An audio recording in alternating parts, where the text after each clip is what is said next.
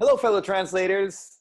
Today I'm going to talk to you about something that hopefully you'll find interesting, but I don't know. But anyway, here goes.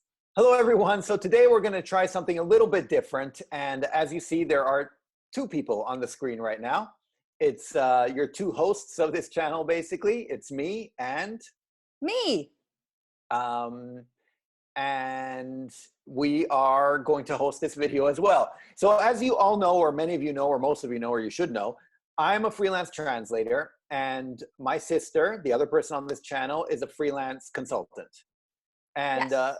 so we're both already freelancers and we work from home, but we're also in different industries. So we want to talk about what's being impacted now and how we're being impacted by everything going on right now.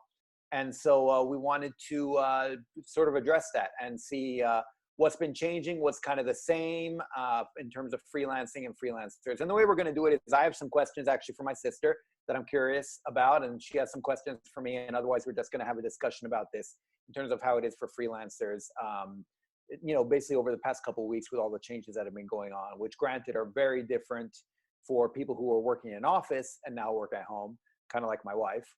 But also for us, you know, some things are different, some things are the same. I guess we'll see. Yeah. So, hi. Hi. Hi. Okay. Hey. So we can get started, I guess. All right. I have some questions for you, and you have some questions for me. Let's alternate. You go first. Okay. Let's see if I find my questions. So, okay, first, just very broadly for you, what has changed for you in the past couple weeks?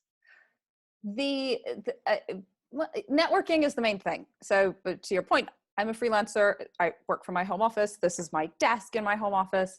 So that hasn't changed. I get most of my business, virtually almost all of my business, from face-to-face networking, whether that's through meeting people at events, et cetera, through associations, through doing speaking engagements, et cetera, but all things that require being in person. Because of that, I network a lot.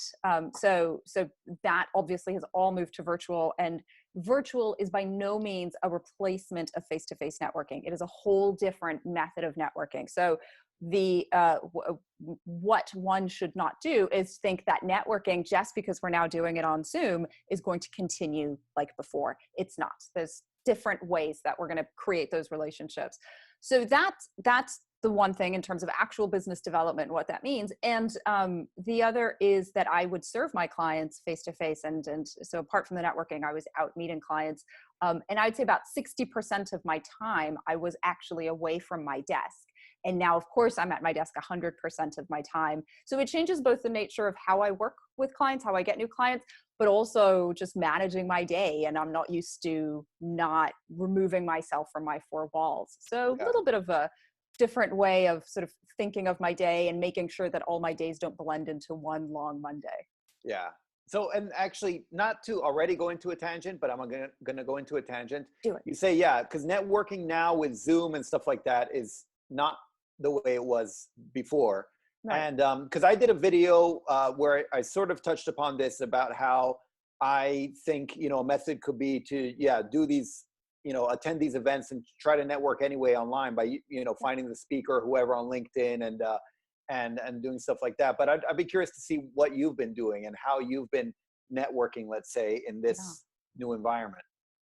Well, I confess that I've been slow. I've been sort of studying the ground a little bit, which isn't like me. I usually just jump in and try new things. But I think a hyper awareness of, okay, I can't expect to just do the same thing. And I know what my strengths are in face-to-face networking. So what does that mean for online networking?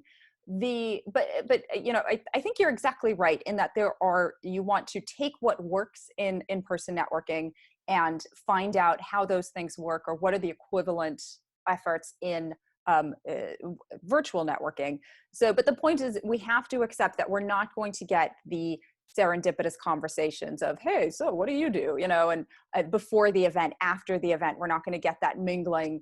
And the point is, everything has to be a bit more deliberate. Now, there were some things that we did in face-to-face networking that were deliberate. And the example you give is one. Look out for the speakers, research the speakers beforehand. And I know in your course, for example, your online course about networking for introverts, you talk about hold your question until after the speaker. Don't ask it in the Q&A, but approach the speaker afterwards, which I love. That's something I do.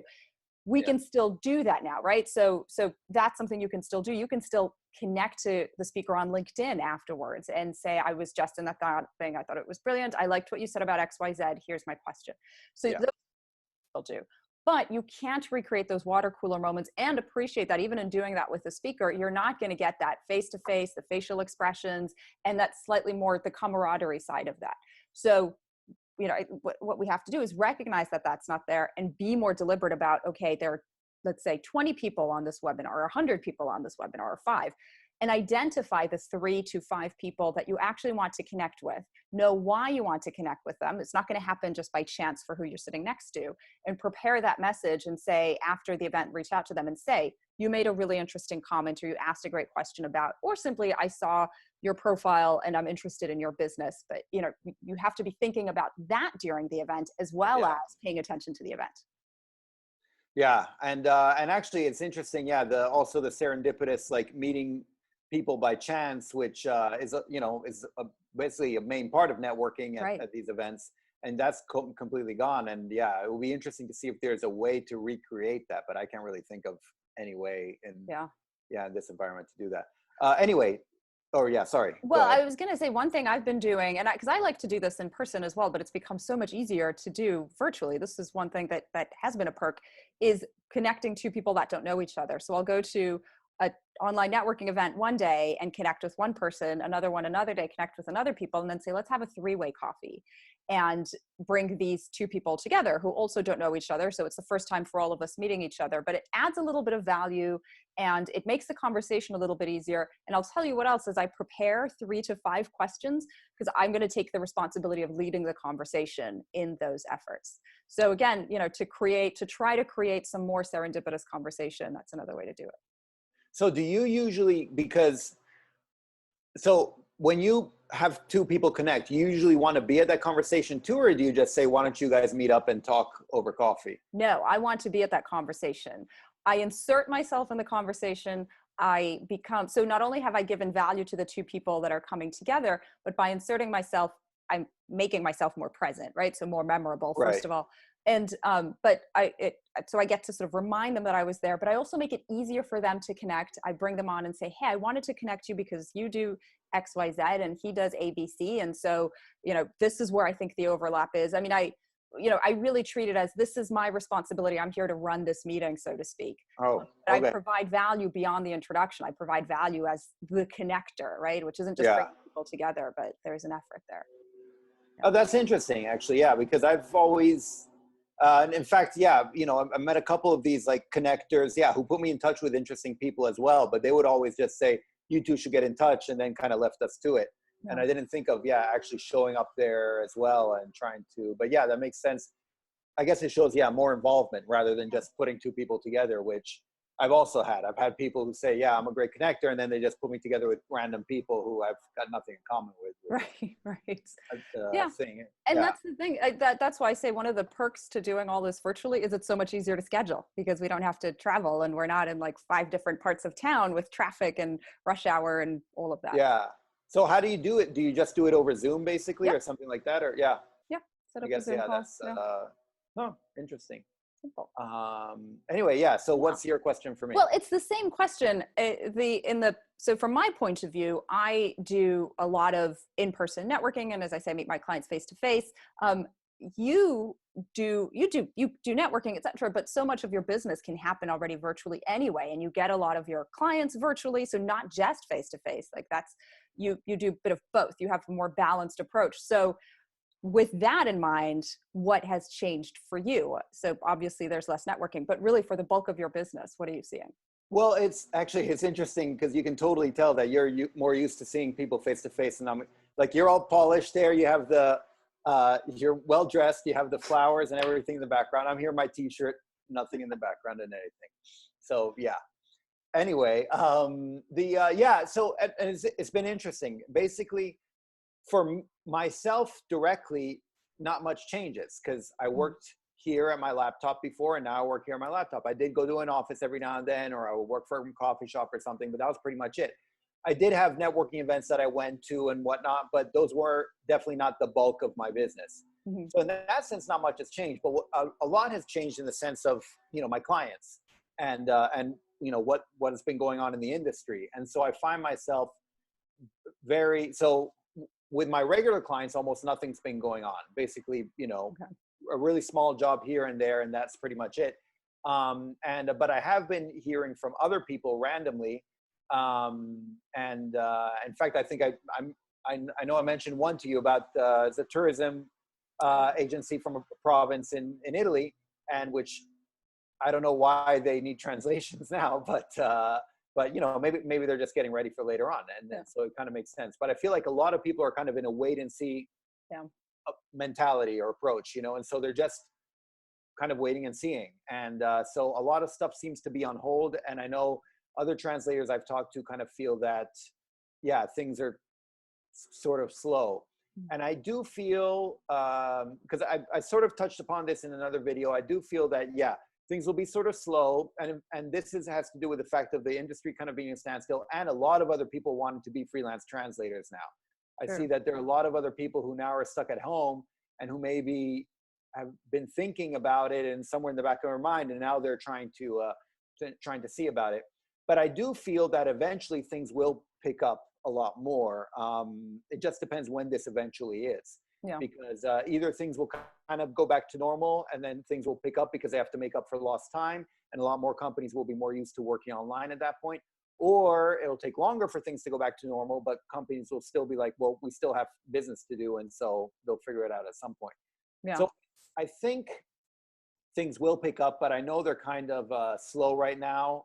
I mean, at least, yeah, they're kind of slow for me, and I know they're pretty slow for the other translators I've talked to. So yeah, I think for most of us, not much has changed, Yeah. but it's been, but not much has changed for us personally, Right. but for the clients and people we do business with, quite a bit has changed. And so as a consequence, I see a lot more translators also like networking and stuff like that, like, or chatting on LinkedIn and stuff like that. Because Right. in Yeah. fact, Good point. LinkedIn, I've seen a huge amount of activity in general because, because everyone's kind of, I guess, also trying to figure out what's going on. So they're trying to get an idea or something about it. But yeah, that's pretty much it. Interesting. Okay. Yeah. So your time, because you did used to go to an office space, and before that you'd go to coffee shops a lot. Because, and again, I'm working when I'm face to face with a client. You're actually working when you're not, right? Like your work happens at your desk regardless. So does that change your capacity for work? Like, is it more distracting to be in the same place all the time? Sort of. So I had that. Yeah. And in fact, that's why I liked going to other places, because I felt I was getting more work done. And that's been an issue here because there's a lot of distractions at home. And for someone who's been working from home for the past, 7-8 years, I should be more used to it. But, if I'm in front of the fridge, Right. I end up getting up and going to the fridge all the time, or Yeah. else, there are a million and a half things that I could put in order that I could do here and there. And so it does get distracting after a while. And in fact, my office, I used to, I still love it, but yeah, I don't go these days. But in the office, I can just sit. There's no distractions. It's a very boring space I picked out for myself, which is perfect because I don't get distracted by anything else. And yeah, that's how. And in coffee shops too, I kind of just sit there and I'm in my own world, and I can, get in the zone and get work done. Yeah. But so yeah, I've been having to deal with that. I mean, but at a certain point, you just deal with it. And so I try to pack my days as much as possible with a lot of stuff to do, even if work is slowing down. I've been working, and this too is interesting. I've been talking to other people who've been working on kind of projects or other things they want to get going, and so yeah, I've been trying to work more on those, trying to work more on marketing, sales, stuff like that. But I try to make sure I have a lot of stuff to do during the day so that I don't feel, again, I find it a lot more easy to get distracted, let's say, otherwise. Yeah. Makes sense. Okay, I have another question for you. What has changed for you in the past? Oh, no, I just asked you that. So yeah, I mean, this sort of ties into that, but what has changed in your industry, do you think? In terms of business consulting, I guess. Yeah. Yeah, that's a interesting one. What's sort of funny, not haha funny, but funny to me, is that my work can be done virtually. It just isn't most of the time. And if Yeah. you think about, I work with small businesses, medium to small, but on the lower side of medium. And so, they prefer a face-to-face, et cetera, that's fine, but not necessarily, they're still trying to maximize costs within that. But if you think about larger businesses, they put consultants on planes and trainers on planes and put them up in 5-star hotels to come in and do like 3 days of training. And, people spend a lot of money to have that face-to-face. And there's of course value to that, but really a lot of that can be done virtually. And I've seen it work. I do some of my work virtually with large corporations, and it's perfect. We do sessions and then we give homework and then I review their homework. So it's over a longer period of time, but it meshes in with their work better. Anyway, all that to say that it could be done virtually, but a majority of my clients prefer for me to be seeing them in person. So there's not an immediate shift of, oh, that's fine, we'll just meet online. Some of my clients, that they've been, okay, we had a meeting scheduled, we'll just do it virtually.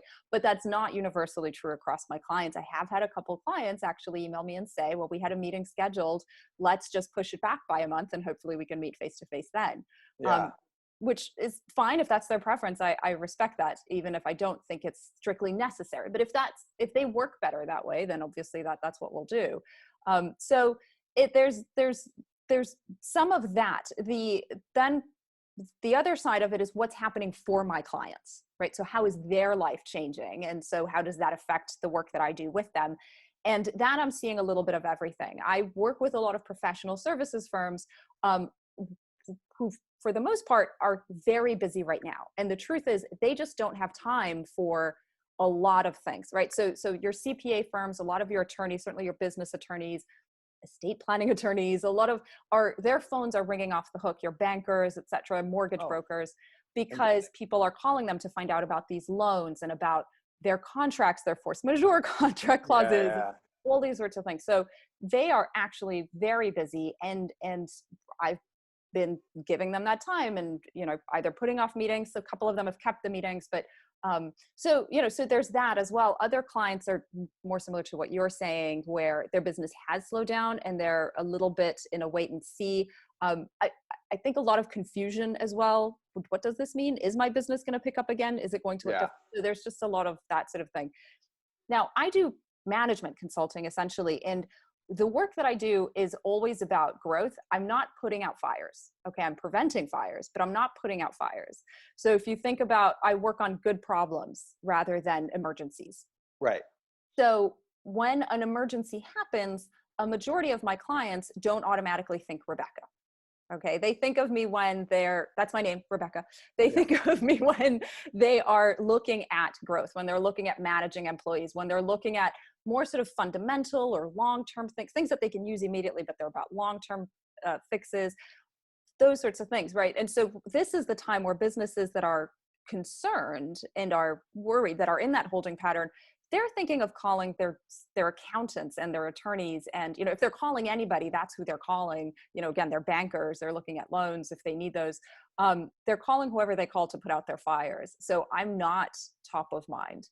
So so I've got this sort of strange balancing act that I'm doing where I'm not the priority for many of my clients right now. And it's interesting to see those who are still calling me and are just business as usual. And we're doing this, let's keep doing it. It's important. If it was important before COVID, it's important during and after COVID-19 as well. So, so some of that is personality and personal preference, but that's, I've put a lot of my outreach on hold, and I'm still doing some outreach, but no calls to action basically to my prospects and clients. I've also been focusing on internal projects is a big part of it, and I've been very busy since we've been on shelter in place instruction, and part of that has been actually those few clients that are staying active. They've need some changes, they've had to reschedule things, etc., but they want to keep going, so I've had to do so. I've had some tight deadlines for those, so that's been part of it. But the rest of it has been,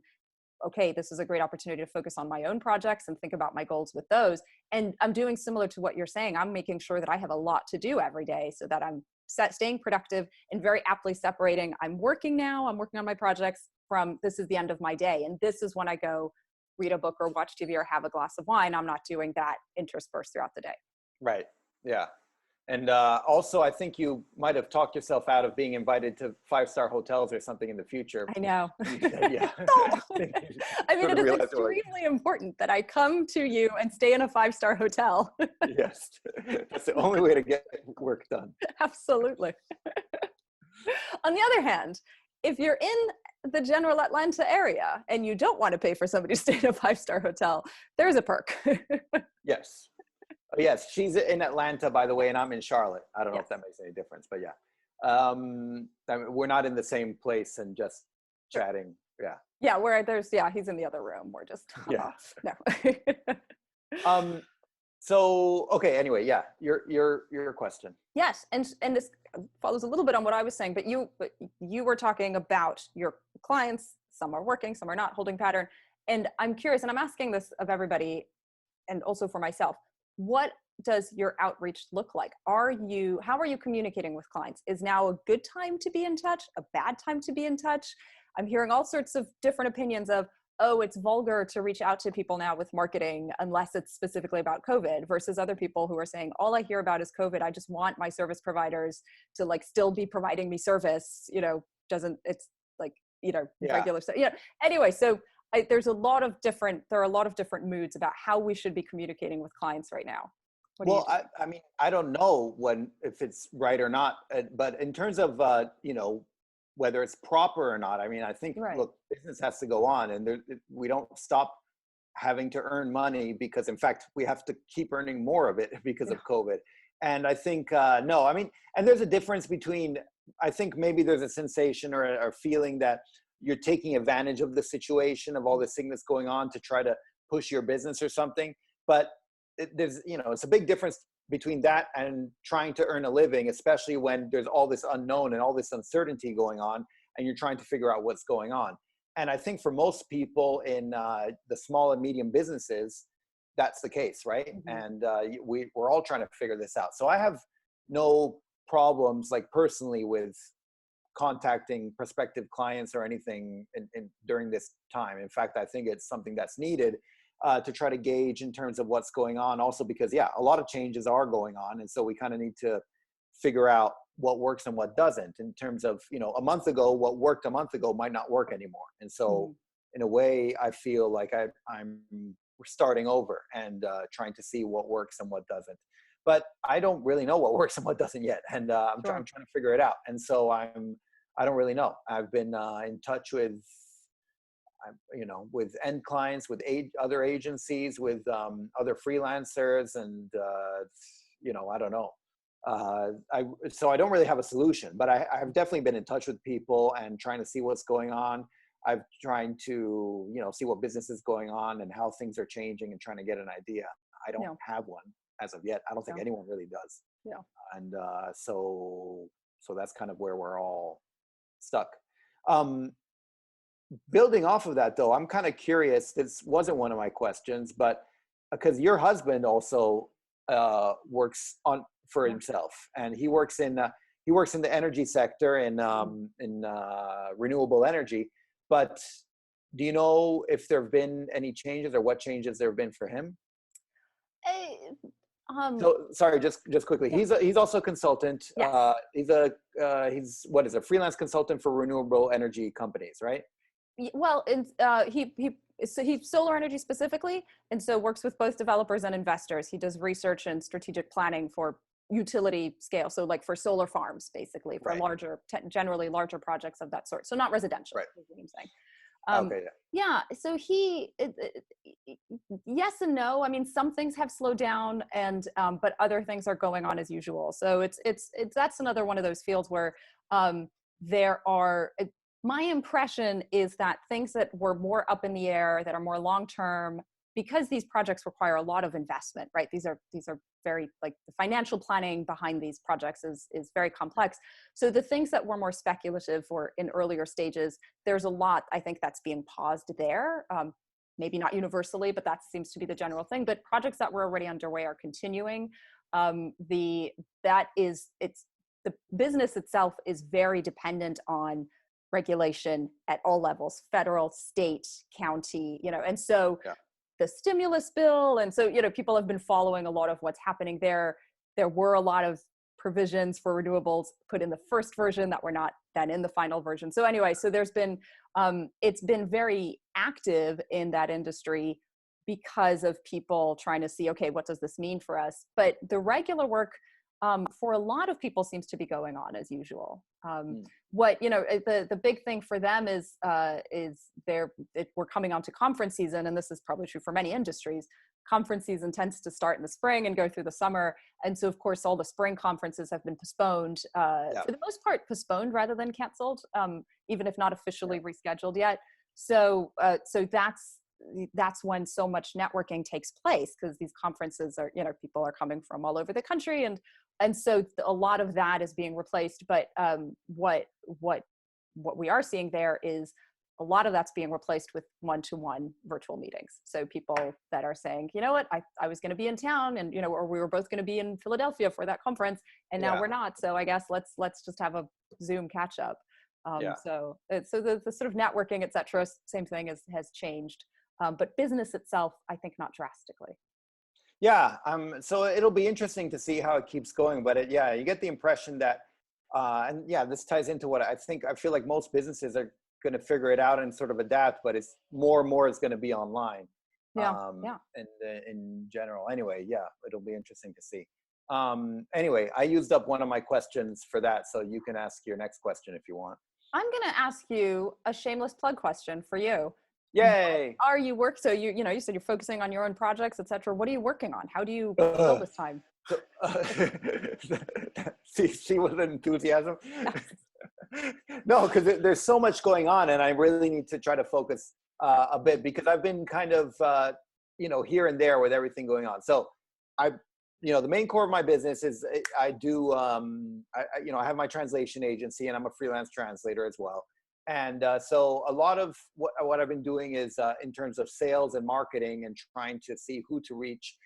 So I have, in terms of reaching end clients, like I said, other translation agencies, and also reach out to other freelance translators and kind of just see what they're up to and what things, you know, what's going on. So that, you know, that's still my core business. But then since now there's all this sort of, there's like time now is worth less, if that makes sense. Okay. Sorry, I'm an econ major, and so it's not, I mean, there's more time on my hands, to put it like a normal person, right? And so and so, you know, now, before, if I value my time at, say, $50 an hour, because I had all these things going on, now I don't have all the steady jobs going on, but I have other projects. So I can kind of see what's more interesting in terms of these other projects. And so that's what I've been seeing, you know, and that's why I did a video a while ago about whether or not I want to set up a translation book club or something. Yeah. That's not really, that will never earn me any money, but it seemed like something interesting to do.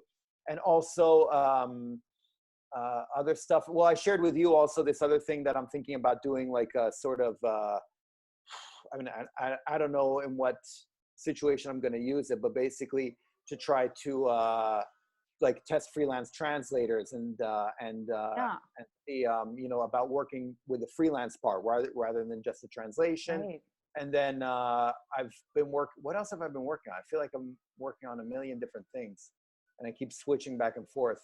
Oh, and then also, well, I've been adding little tidbits to the course and all that, but I kind of want to wait until, well, courses, I should say, but I kind of want to wait until we plug along more and see what happens before I actually put stuff into the course and see when and how to add it.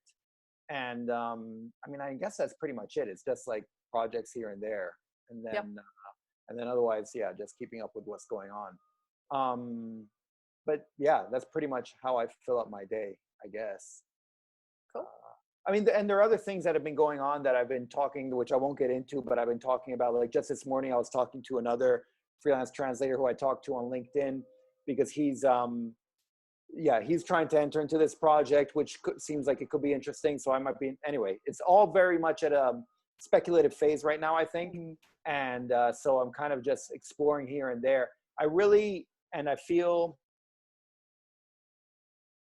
since there is this extra time on my hands, I want to take advantage of it, and I want to find something, hopefully find something that sticks. But it's very much going back into, you know, the nitty gritty when you're first starting out kind of mentality, and seeing how that goes. So it's interesting in a way, but we'll see how it goes. Nice. Okay. Oh yeah. And then I Back have to a you. question for you. What's your, so yeah, and I've touched upon this for me, but what do you think is going to happen in the long term? So this is an interesting question. I don't know. My husband, like every other day, Giuseppe is his name. Every other day, he'll ask me, when we go back to normal, do you think people will go back to restaurants or not? Like, will people be cautious? And it's starting to drive me crazy because because I don't know, basically. Yeah. But then it gets me thinking about human nature, and that drives me crazy, right? Like, let's not try to understand human nature ever. That is the ultimate black hole of black holes.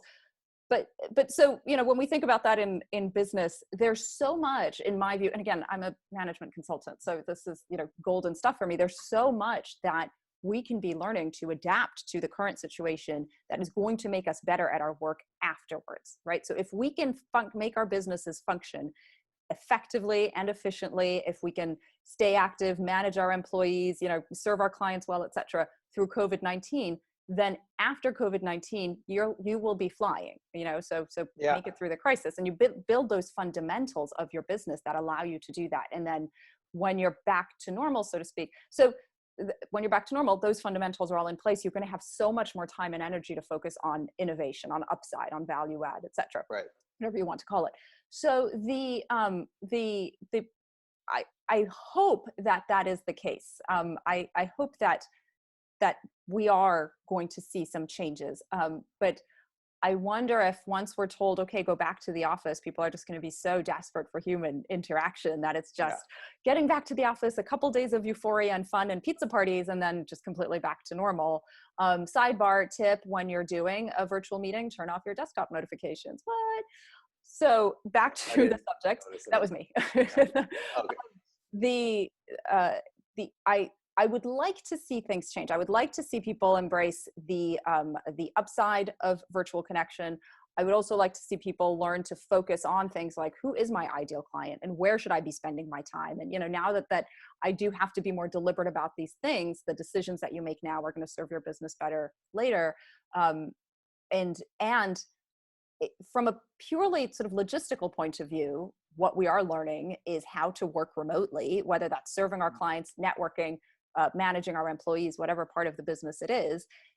This should serve us well going forward. We should be doing not this, but we should be leaning towards this every year at flu season, frankly. I mean, and I don't just mean because people get the flu and end up in hospital. I mean because of lost productivity days because people are at home sick with the flu. I mean, just as a business owner, you lose productivity every time somebody gets sick. So don't make them put them in a situation where they're less likely to get sick. You can't control everything, but this should be making us more mindful of flu season.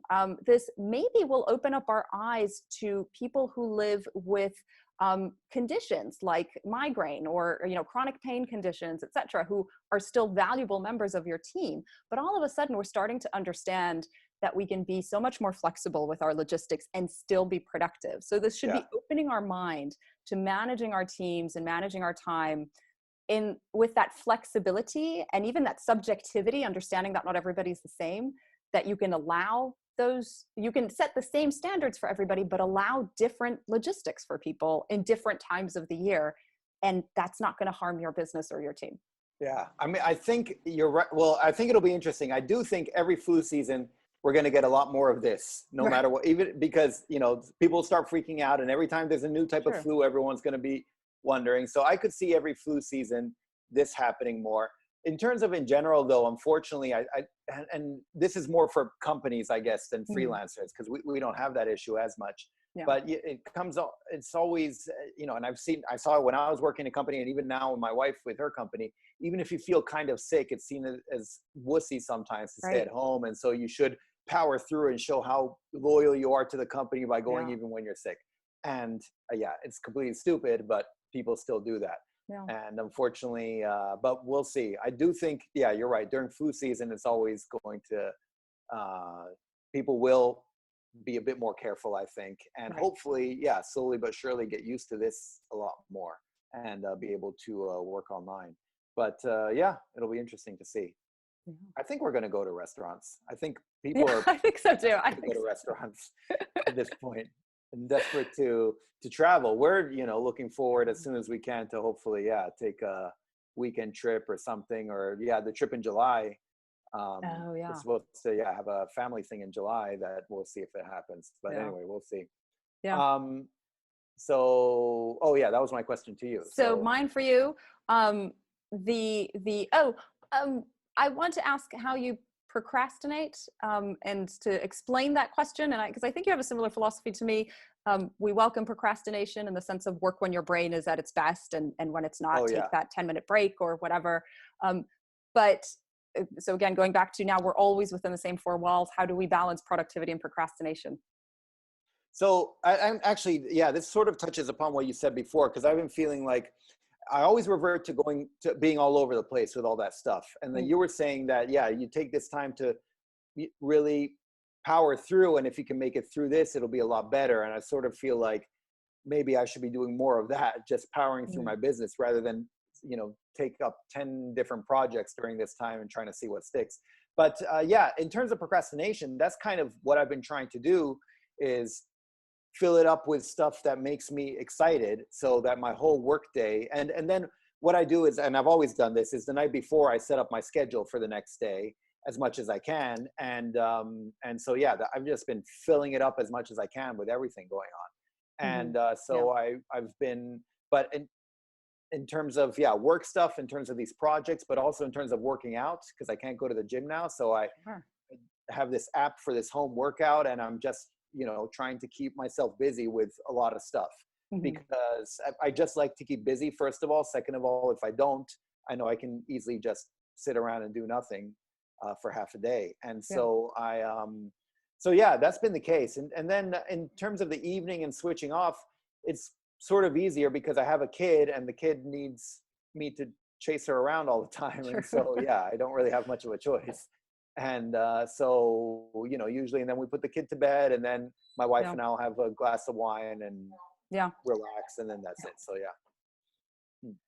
Sorry. And so anyway, but I try to fill up my working day with as much stuff as possible, because I definitely don't want to be stuck there twiddling my thumbs. Right. Because it's, it's a beautiful day, but we can't do much outside. But, I could go for a walk if I wanted or something. But, so that's why I want stuff that I need to get done, and hopefully, some of these projects will push me and motivate me to keep doing that. Because I think, it can be a bit difficult sometimes when you're stuck at home. Then again, I'm always stuck at home or in the office. But now you know that you're stuck at home, and it's different. I know. And it changes so much. And you see this with everyone. They're like, no, I want to go out. And you're like, you always stay in. Right. It's just knowing that you can't. Yeah. But Sure. Anyway, that's pretty much it. Let's see if I have any more questions for you. So I have one last one, basically. Okay. I don't know how many you have left, but Any more?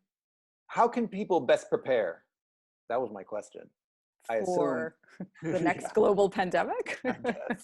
No, how can people best prepare for this situation? Like, what should they be doing now? Yeah. It's too late now, what they should have been doing 6 months ago. Right. But what should they be doing now? But for what's going on now, but maybe for the future as well. Yeah. Everything that I've been saying, basically, and this is true whether you're a business with employees or you're a freelancer, know the fundamentals of your business. What do you do? How do you do it? How do you serve clients? And I don't mean the logistics of that. I mean, that matters too. But I mean, what are you trying to achieve? How do you determine that you've served a client well, right? What does success look like? What is the difference that you make in a client's life? Who is your ideal client and why? What changes in their life? Why does their life change in a way that another potential client doesn't? Like, why is that your ideal client? So what I'm talking about is beyond the logistics. When you answer these questions, you're thinking of prose, a paragraph, right? These aren't slogans, or this is an explanation of your business. And as I say, because we're sort of being forced to do a lot of this right now, to readjust to our working conditions and the reach that we no longer have, and et cetera, that knowing those things at all times means that you can easily adapt. So one way that I think of our business, any business, is you've got your foundations, you've got things that are written in pen, And then you've got a lot of stuff that's written in pencil. A lot of that logistical stuff is written in pencil. The activities of the, how you get things done is all written in pencil. So when you are confronted with a new global pandemic or anything else, and sometimes it's global crises, but let's remember that businesses have problems all the time, right? So the next time you run into a crisis, it's not going to be on the global level, but it is going to be a crisis to you. It's going to be something that happens in your business. And when you've got all these things in place, you can take all that stuff that's written in pencil and very easily, because you've got it all written out, you understand your business, you can very easily identify which of those parts that are written in pencil need to change, and you can erase them, follow the analogy, you can erase them. And by looking at what's written in pen, it tells you how to rewrite them, how to rewrite the new version of that. So that's what we can do, is really understand what about our business does not change regardless of what's going on. What are the business values and the value proposition and the fundamentals of how we manage people, or as I say, how we serve clients, all those things. That what is it that you, if you're even a freelancer, bring to the business? What do you want people to say about you when you're not in the room, right? That's something that should never change. So when we know those things, as I say, the next crisis you encounter specifically for your business is not going to be on a global scale, and there's not going to be a bailout for it, because it's just going to happen to you. And so, but again, you'll weather that storm by having all this stuff in place. Yeah, I mean, you can tell you're a business consultant because you're very methodical and you have all the things. No, but it makes total sense, and it kind of makes me think I should, concentrate a bit more on that and where my core business is going, rather than being like, well, I got time to do a bunch of other stuff that'll never earn me money, like a translation book club. I will add though, like I don't think that that's about. I mean, I'm doing that too, right? I'm taking, because I do have extra time now. With things being moved around or postponed, so I'm taking time for those projects as well. But even that, what I'll say is, do those things. Use this time to find new projects or be creative and innovative, but tie it into all the rest. So again, what role does this project play? If it's something that's going to require ongoing attention, will you have attention to give to it after COVID-19 and all those sorts of things? But so just still bringing it back to those fundamentals. But if to your point, with you're seeing that you do have more time and leeway now, it's a good time to experiment. So do it. It's well, fine, then I'll keep doing what I'm doing. So you just convince me one way or the other. No, I'm very good at tell me what to do. Yeah, tell me what to do. And then it's easier. Okay. But anyway, that was my last question. I don't know if you had any other. No, I already asked my last question. Oh, okay. Oh, perfect. That worked out well. Okay. So yeah, that was pretty much it. I have no idea how long we've been recording this, because you started recording, so you probably have a timer somewhere. I probably do, but I don't know where. Anyway, it doesn't matter. But this was just a discussion we wanted to have, the point of view of two different freelancers, and what's been going on in terms of freelancing, in terms of people working from home, and what's been changing, what's different, what remained the same in terms of working from home for us. And it seems like stuff has changed, and some stuff is the same. Working from home, obviously networking has changed, and a lot of what's been going on with our clients has changed. Mm-hmm. And so we're having to deal with that at that point as well. And I mean, that's pretty much all I have. I guess we'll post this up, because we were going to record it live, but then we didn't. And so I'll just post this up tomorrow, and we'll see. I guess if you guys have any questions for us, in terms of freelancing from home or anything like that, feel free to let us know, and we can address them. Otherwise, that was pretty much it. I don't know. All right. Thanks for watching. Thanks for watching. Jazz hands. Savedum.